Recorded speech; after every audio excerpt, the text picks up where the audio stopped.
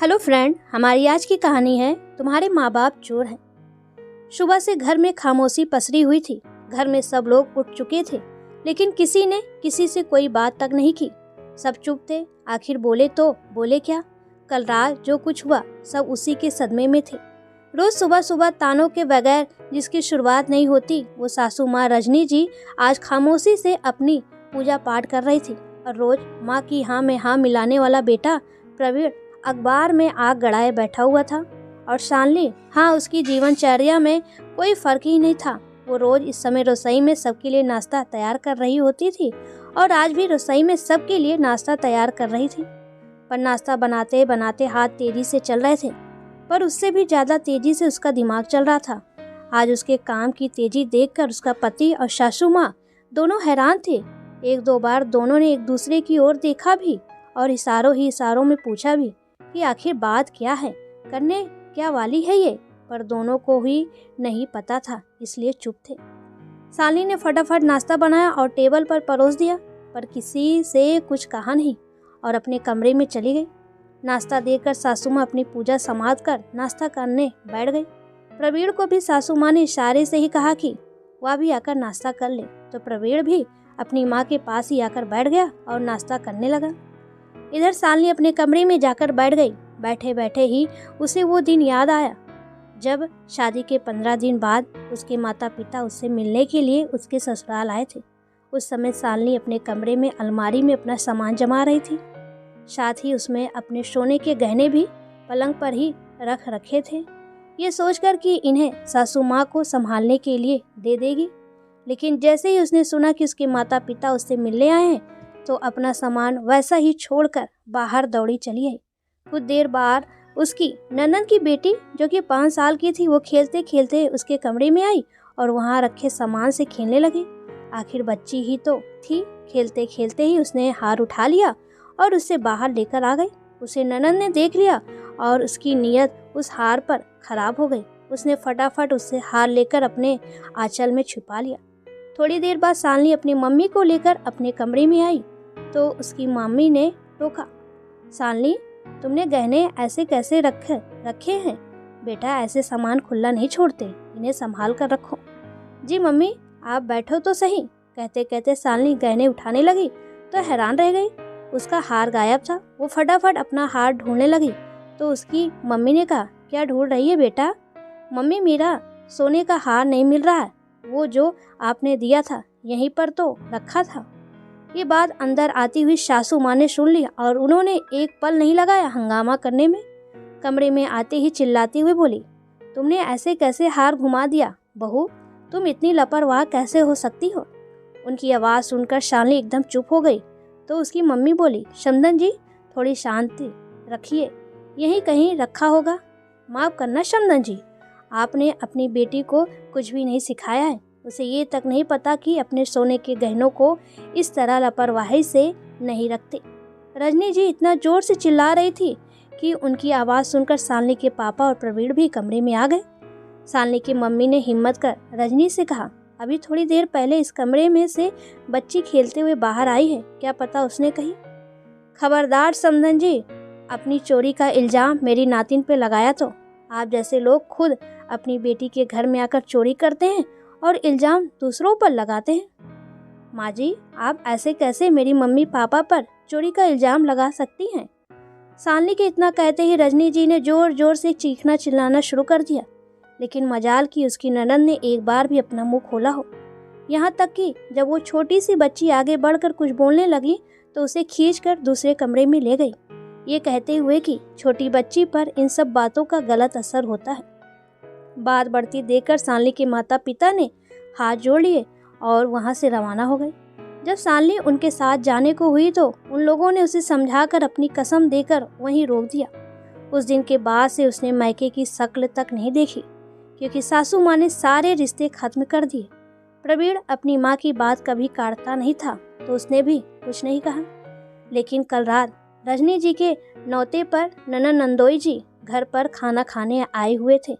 वो सब लोग बैठकर खाना खा रहे थे और शालिनी सबको खाना परोस रही थी, जबकि ननद की बेटी खाना खाकर अपनी मम्मी के मोबाइल पर गेम खेल रही थी। उसी समय नंदोई जी ने सालनी के बनाए हुए खाने की तारीफ की तो पता नहीं रजनी जी को क्या सूझी, जो वो उस समय भी सालनी को ताने मारने से बाज नहीं। खाना बनाना तो मैंने इसे सिखाया, नहीं तो आता ही क्या था। आखिर चोरों के खानदान से जो ठहरी, इसके मम्मी पापा को तो अपनी ही बेटी के ससुराल में आकर बेटी का हार चुराते शर्म भी नहीं आई।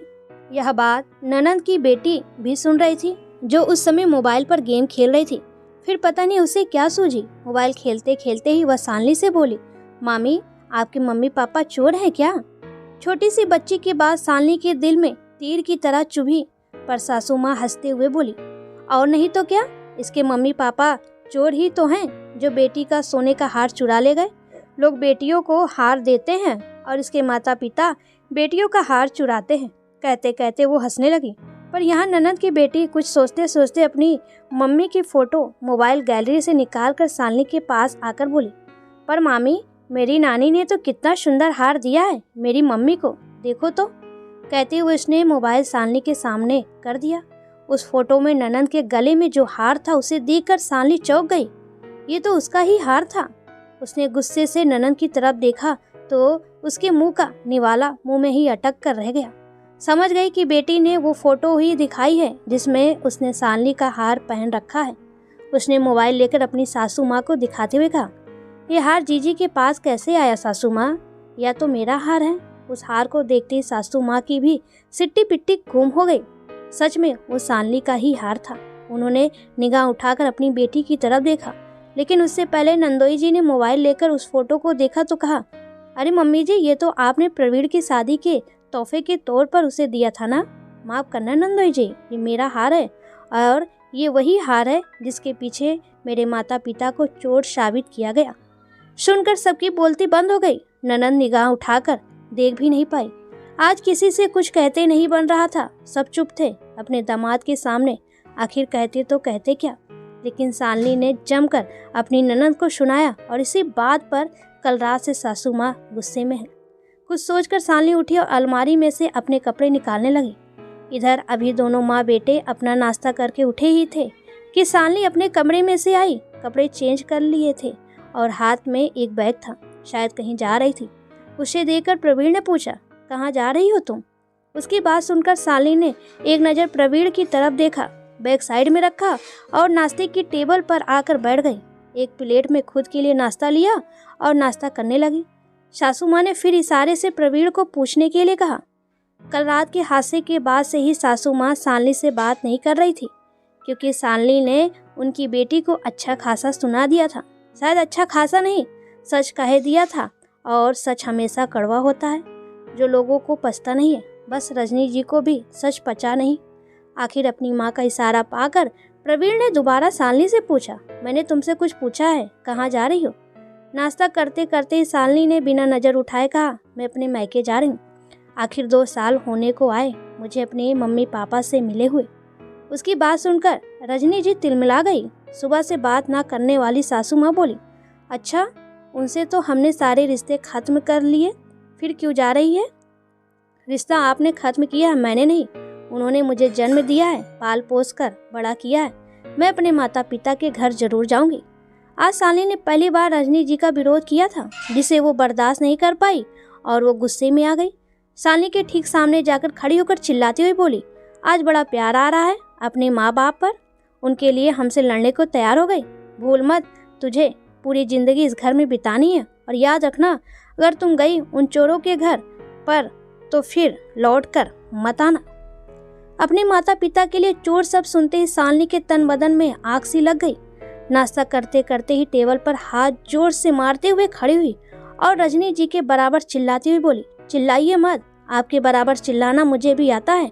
आपकी हिम्मत कैसे हुई मेरे माता पिता के बारे में इस तरह की बात करने की? चोर वो नहीं है, चोर आपकी बेटी है। खबरदार बहू, अगर तूने मेरी बेटी के लिए कुछ कहा तो वो इस घर की बेटी है, उसका इस घर पर बराबरी का हक है। क्या हुआ अगर उसने वो हार सेट ले लिया तो? इस घर के सामान पर उसका भी हक है, उस पर इतना हंगामा क्यों कर रही है?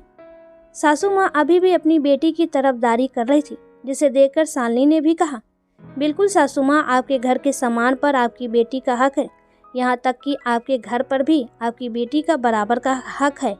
पर आप भूल रही हैं कि उसने जो हार चुराया था वो आपकी बहू का था और आपकी बहू के मायके से आए हुए सामान पर उसका कोई हक नहीं था। फिर भी उसने इतनी आसानी से उसे इस तरह चुरा लिया और इतना बड़ा तमाशा हो जाने के बावजूद भी बेशरम की तरह चुपचाप बैठी तमाशा देखती रही। और क्या कह रही हैं आप?